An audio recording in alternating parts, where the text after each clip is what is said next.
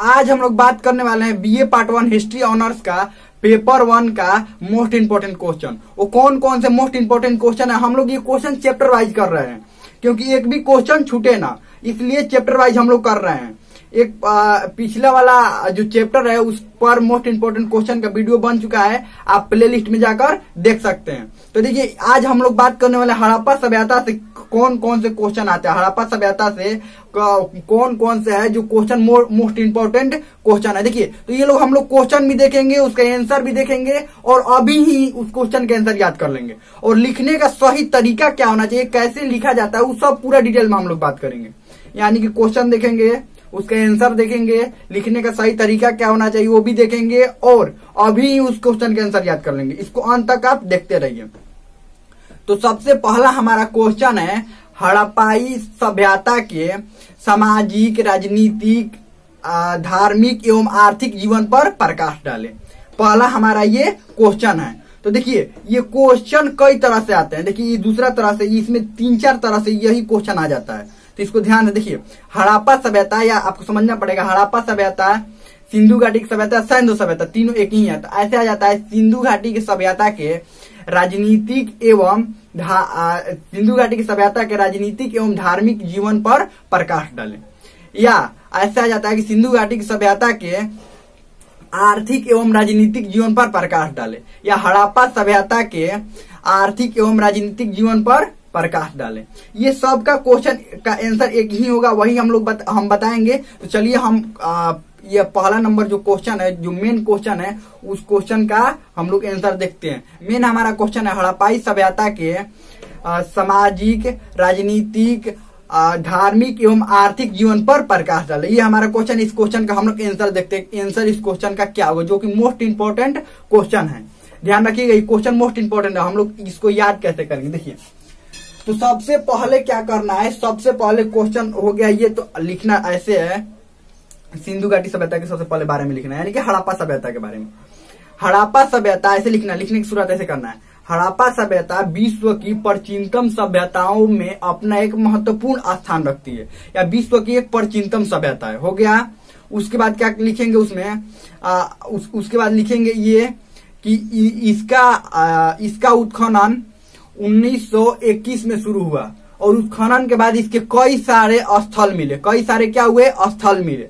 और स्थलों से इस सभ्यता के बारे में हम लोगों को ज्ञात होता है कि इनका सामाजिक, आर्थिक, राजनीतिक, धार्मिक जीवन कैसा था।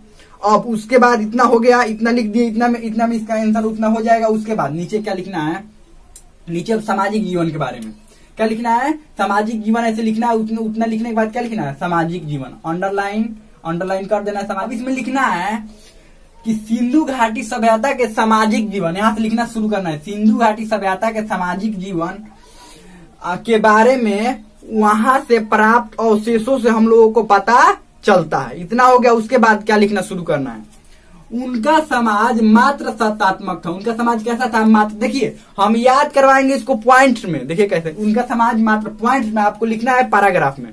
देखिए आपको स्क्रीन पर साइड में पैराग्राफ दिखाई दे रहा है, ऐसे पैराग्राफ में आपको लिखना है, ऐसे पैराग्राफ में लिखना है। लेकिन हम याद पॉइंट्स में इसलिए करवा रहे हैं कि कुछ पॉइंट्स याद अगर कर लेंगे तो पैराग्राफ में तो अपने से लिख सकते हैं। क्या कर सकते हैं, पैराग्राफ में लिख सकते, सिर्फ पॉइंट याद रहेगा। मान लीजिए सामाजिक जीवन याद है तो क्या करेंगे, सामाजिक जीवन के बारे में लिख नहीं देंगे। फिर आर्थिक, राजनीतिक जीवन के थोड़ा बहुत कुछ पॉइंट याद है तो उसको बढ़ाकर लिख नहीं देंगे अपने से। तो पॉइंट्स याद करना जरूरी होता है। अगर पूरा क्वेश्चन के अंदर सोचिए कि याद करने के लिए तो जल्दी याद नहीं हो पाता है। अगर पॉइंट हम लोग याद करेंगे उसका तो याद हो जाएगा। देखिए पहला पॉइंट क्या है, उतना लिख दिया कि इसके सामाजिक जीवन के बारे में किससे जानकारी मिलती है, इसके पुरातात्विक अवशेषों से हमें जानकारी मिली। उसके बाद इसका जो सामाजिक जीवन था उसके बाद लिखना है इसके सामाजिक जीवन मात्र सत्तात्मक था, मात्र सत्तात्मक था। क्या था, सामाजिक जीवन मात्र सत्तात्मक था। उसके बाद क्या लिखना है, इसका सामाजिक जीवन मात्र सत्तात्मक था। अब यहाँ पर या हड़प्पा सभ्यता में लिखना है, यहाँ पर या हड़प्पा सभ्यता में लिखना है। हड़प्पा सभ्यता में स्त्री और पुरुष दोनों आभूषण धारण करते थे। क्या करते थे, दोनों आभूषण धारण करते थे, धारण करते थे, ऐसे लिखना है। अब देखिए, समझिए एक बात ध्यान से, सामाजिक जीवन का मतलब होता है कि उनका समाज कैसा था, समाज में कौन सी प्रथाएं प्रचलित थी, रहन सहन, खान पान, ये सब कैसा था, ये सब किस में आता है, सामाजिक जीवन में आता है। तो दोनों क्या धारण करते थे, आभूषण। उसके बाद उसका रहन सहन कैसा था, वो लोग सूती तथा ऊनी दोनों वस्त्र पहनते थे। उसके बाद लिखना है ये लोग सूती तथा ऊनी वस्त्र पहनते थे। ठीक है, पॉइंट में हम याद करवा रहे हैं आपको, या लिखना किसमें है, पैराग्राफ में। सूती तथा ऊनी वस्त्र पहनते थे। उसके बाद इनका समाज जो है 4 वर्गों में विभक्त था। समाज लिखना है, समाज 4 वर्गों में विभक्त था। क्या लिखना है, समाज 4 वर्गों में विभक्त था। पहला पुरोहित, उसके बाद व्यापारी, उसके बाद शिल्पकार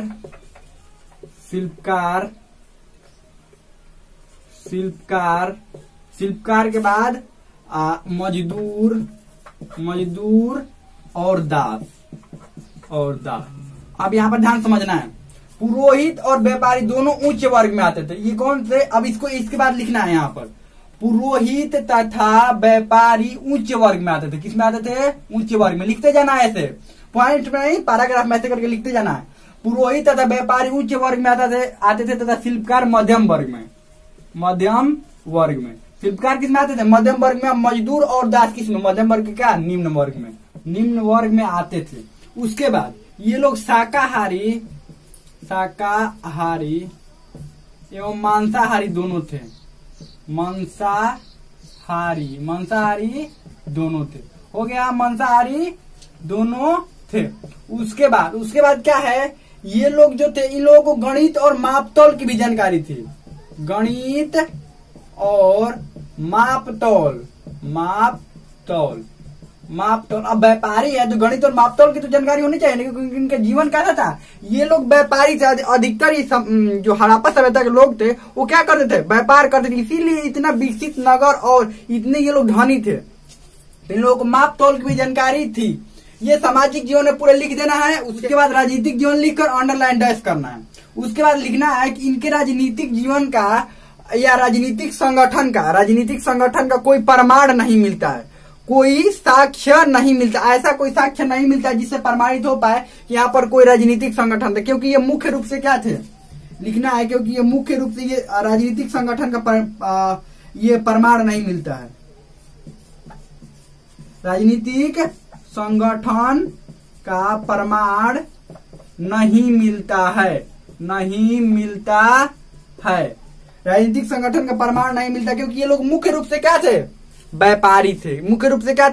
इसीलिए इन्होंने सबसे ज्यादा ध्यान किस पर दिया, व्यापार पर। इसमें लिखना है कि मुख्य रूप से व्यापारी थे, इसीलिए इन्होंने सबसे ज्यादा ध्यान किस पर दिया, व्यापार पर, ना कि राजनीतिक संगठन पर। उसके बाद लेकिन हड़प्पा सभ्यता में कोई ऐसा संगठन था जो इस बात का ध्यान रखता था, जिनका कार्य ये था कि वहाँ की नालियां, वहाँ की सड़कें की साफ सफाई रहे, नाली और सड़कें अच्छी हो, सब चीज विधि व्यवस्था अच्छा बना रहा है। ये कोई ऐसा संगठन था जिसकी जिम्मेवारी थी ये सब देख रेख करने की। तो ये हो जाएगा राजनीतिक जीवन में। इनका राजनीतिक जीवन ऐसा है, क्योंकि राजनीतिक जीवन में ज्यादा कुछ प्रमाण नहीं मिल पाता है राजनीतिक जीवन का। समझ में आ गया, आगे बढ़ते हैं। अब धार्मिक जीवन, इनका धार्मिक जीवन, अब यहाँ पर धार्मिक जीवन में लिखना है, इनका धार्मिक जीवन का जो प्रमाण है वो पुरातात्विक साक्ष्यों से मिलता है, यानी कि पुरातात्विक साक्ष्य उत्खनन द्वारा जो कुछ मिले हुए हैं उससे मिलता है धार्मिक जीवन में। अब धार्मिक जीवन का मतलब समझ रहे हैं कि ईश्वर में इनकी क्या भरोसा था, क्या था, ये सब लिखना होता है धार्मिक जीवन में। तो ये लोग ईश्वर की पूजा तीनों रूपों में करते थे। ईश्वर की पूजा तीनों रूपों में करते थे। ईश्वर की पूजा तीनों रूपों में करते थे। तीनों रूपों में मतलब हो गया कि मनुष्य, वृक्ष और पशु, तीनों रूपों में ईश्वर की पूजा करते थे। मनुष्य, वृक्ष और पशु, ये तीनों रूपों में क्या करते थे, ईश्वर की पूजा करते थे। उसके बाद मात्र देवी की मूर्ति मिली है। मात्र देवी की मूर्ति मिली है, तो इससे ये पता चलता है कि लोग मूर्ति पूजा भी क्या करते थे। उसके बाद मूर्ति पूजा करते थे। उसके बाद मुहरों पर बहुत सारे चित्र अंकित है। चित्र अंकित है, जिससे ये पता चलता है कि ये जो क्या करते थे, ये प्राकृतिक जैसे फसलों के लिए, फसल के लिए और बहुत कुछ के लिए क्या करते थे, ईश्वर की पूजा करते थे अनेक रूप में, अलग अलग रूप में। किस रूप में? मनुष्य या वृक्ष के रूप में, माने वृक्ष की पूजा करते होंगे, या पशु के रूप में पूजा करते थे, या मनुष्य के रूप में क्या करते थे, ईश्वर की पूजा करते थे। ये हो गया इनका धार्मिक जीवन। इसके बाद और कोई धार्मिक जीवन में इनका कुछ और ज्यादा कुछ मिलता नहीं है, यही धार्मिक जीवन में। तो ये तो पॉइंट हम बताए, इसको बड़ा करके और आपको लिखते जाना है इसमें, बस इतना याद रहेगा तो और कुछ भी अपने मन से लिख सकते हैं। आगे बढ़ते हैं। आर्थिक जीवन। आर्थिक जीवन का मतलब ये होता है कि इनका जीवन कैसे चलता था, किस चीज पर निर्भर करता था। जैसे ये लोग अपना जीवन जीने के लिए क्या क्या करते थे। ये लोग व्यापारी थे, कृषि करते थे। तो ये लोग, इनका जो आर्थिक जीवन लिखना है इसमें, इनका आर्थिक जीवन उन्नत था। जीवन उन्नत था, क्योंकि बहुत अच्छा इनका आर्थिक जीवन था, क्योंकि इनका आर्थिक जीवन उन्नत था, क्योंकि ये लोग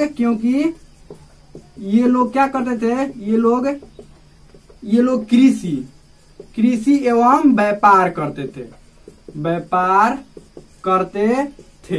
कृषि और व्यापार करते थे। ये कृषि और व्यापार करते, ये अपने देश ही नहीं, अलग अलग विदेशों में भी क्या करते थे, ये व्यापार। तो लिखना है विदेशों में भी व्यापार करते थे। विदेशों में भी व्यापार करते थे। अब मुख्य रूप से क्या क्या विदेशों में व्यापार करते थे? चावल। लिखना है मुख्य रूप से विदेशों में व्यापार करते थे चावल, गेहूं, मुहरे, उसके बाद चावल, गेहूं और कपड़े और बहुत सारी सामग्रियां क्या करते थे, विदेशों में ये बेचते थे, व्यापार करते थे। उसके बाद ये लोग ये जो व्यापारी थे वो तो व्यापार करते ही थे, और जो कृषि करने का कार्य था, ये हड़प्पा सभ्यता के तो अधिकतर लोग नगर में रहते थे, लेकिन कुछ लोग ऐसे थे जो गांव में भी रहते थे, कृषि करते थे। जो गांव में रहते थे वो क्या करते थे, कृषि। इसीलिए इनका जो अन्नागार मिलेगा वो नदियों के किनारे ही मिलेगा। जो अन्न रखने वाला था वो नदियों के किनारे, क्योंकि जो अन्न था वो नदियों के रास्ते लेकर जाया जाता था, क्योंकि उस समय ज्यादा अच्छे रोड नहीं थे। रोड बाहर ले जाने के लिए रोड, तो नदियों के सहारे ही कुछ भी सामान व्यापार अधिकतर नदियों के सहारे। तो कृषि करते थे, और कृषि में क्या क्या उपजाते थे, गेहूं, जौ इनकी मुख्य फसल थी, गेहूं और जौ, मटर और बहुत कुछ भी उपजाते थे। गेहूं, जौ, मटर, बहुत कुछ और उपजाते थे। और ये लोग पशुपालन भी करते थे। ये लोग क्या करते थे, पशुपालन करते थे। पशुपालन में देखिए, पशुपालन में ये क्या क्या पालते थे, बैल, भेड़, बकरी इत्यादि का क्या करते थे, ये पालन करते थे। ये इनका आर्थिक जीवन मतलब क्या कार्य करते थे। हमें लगता है कि ये सब समझ में आ गया होगा। सामाजिक जीवन में ये समाज कैसा था, इनका समाज कैसा था, मात्र सत्तात्मक था। और यहाँ पर स्त्री पुरुष दोनों क्या करते थे, भूषण धारण करते थे, सूती तथा ऊनी वस्त्र पहनते थे। 4 वर्ग में बांटा हुआ था, पुरोहित, व्यापारी, शिल्पकार, मजदूर एवं दास। ये सब पूरा अच्छा से लिखना। देखिए आपको लिखना कैसे, पैराग्राफ में। आपको साइड में उसका इमेज भी दिखाई दे रहा होगा। पैराग्राफ में देखिए, ऐसे पैराग्राफ में लिखना है आपको। पॉइंट में इसलिए बता रहे हैं कि ये आपको याद करने में कोई समस्या ना हो, ये अच्छा से आराम से याद हो जाता। सामाजिक जीवन, राजनीतिक जीवन, और उसके बाद धार्मिक जीवन और आर्थिक जीवन। मान लीजिए क्वेश्चन ऐसे आ गया कि हड़प्पा सभ्यता के सामाजिक एवं राजनीतिक जीवन के पर प्रकाश डालें, या राजनीतिक जीवन के बारे में लिखें। सामाजिक और राजनीतिक जीवन के बारे में लिख दीजिएगा। अगर आ जाएगा धार्मिक एवं आर्थिक जीवन के बारे में, तो धार्मिक और आर्थिक जीवन के बारे में लिख दीजिएगा। अगर आ जाएगा कि सामाजिक और आर्थिक जीवन लिखे, तो सामाजिक और आर्थिक जीवन के बारे में लिख दीजिएगा। ऐसे 4-5 तरह से क्वेश्चन बन जाते हैं। इसमें कितना 4-5 तरह से क्वेश्चन, और इससे हड़प्पा सभ्यता से आएगा तो यही सब आता है क्वेश्चन। हमें लगता है कि आप लोगों को अच्छा तरह से समझ में आ गया होगा। कोई भी डाउट हो कमेंट में पूछ सकते हैं। ये अच्छा तरह से, ये पूरा समझ में, हमें लगता है कि आप लोगों को अच्छा तरह समझ में आ गया होगा।